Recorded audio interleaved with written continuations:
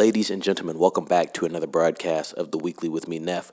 Please subscribe to the channel, share this video with a couple family members, friends, and colleagues. I definitely appreciate the support. Let's talk a little bit more about weapons. And so, as far as this opening weekend, pretty solid numbers for the film.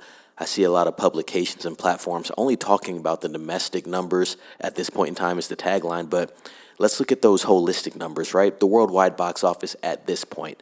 The film released on August 8th, obviously has a budget of $38 billion, and so far this weekend worldwide, it's brought in $70 million, so a great weekend, almost doubled the budget already.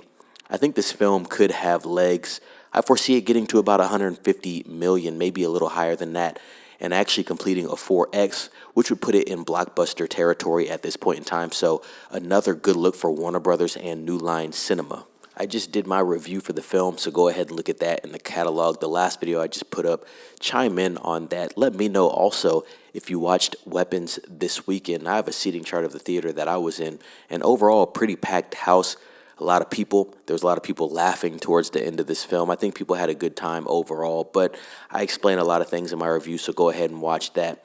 As I said, this is a great start for this film. The 3X metric for this film will put it at $114 million, and I think you're easily going to see it surpass that.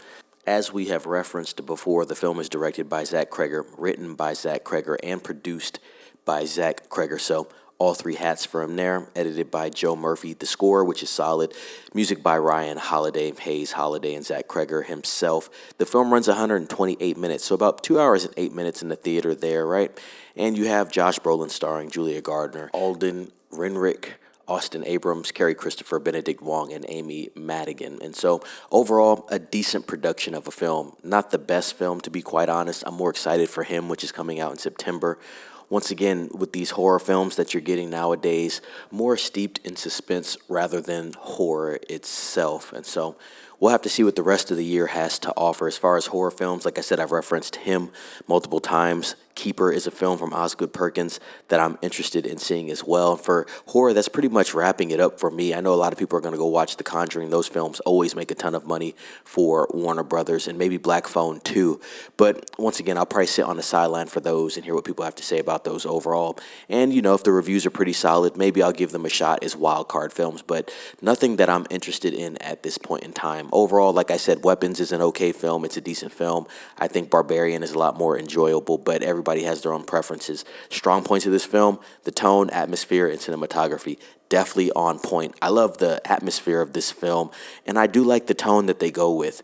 To me, I prefer the tone to this compared to Barbarian, but overall I think Barbarian is a more enjoyable and low-key a better film, even though Zach Cregger does take a couple more risk in this film overall. And I can see where he pulled a lot of references from Barbarian as well, with the lighting and just the approach to shooting overall, which really builds up the suspense within the film so you can feel that cutting through the screen, which I thought, like I said, overall was done well. There's a couple other things that I didn't like, but that's one thing that they did have on point. Also, side note, another film that's kind of hit my radar, wild card at this point in time, don't know if I'm fully invested in it, is Shelby Oaks. And so that's something else to keep an eye on. I believe Neon Pictures is doing that as well. And that'll be out on October 3rd. And so, yeah, we'll keep our eyes out on all these horror genre films coming up.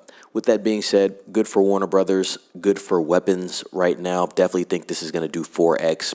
Could have legs. We'll have to see what happens next week, but a solid first weekend for this horror film. Only $38 million budget, pretty tame. We've talked about horror films and how the ROI is bonkers, especially if people have a curiosity for the project and if the project is good enough to spread word of mouth. This is how these things grow organically, and I think Weapons is a product of that indeed. So we'll keep our eyes on that. Ladies and gents, please watch the review that I posted for Weapons. Let me know what you think about that review. Chime in if you watch the film yourself. Comment down below on this news as far as the great weekend for this film overall. Like I said, almost doubling the budget with the profits this weekend alone in its first week with heavy competition, I would say. And so, yeah, we'll keep talking about this as the time goes by until we get into the next horror flick. But I want to hear your thoughts. Like this video, share this video, subscribe to the channel if you have not, ring the bell for notifications, and be safe. It's Neff signing off.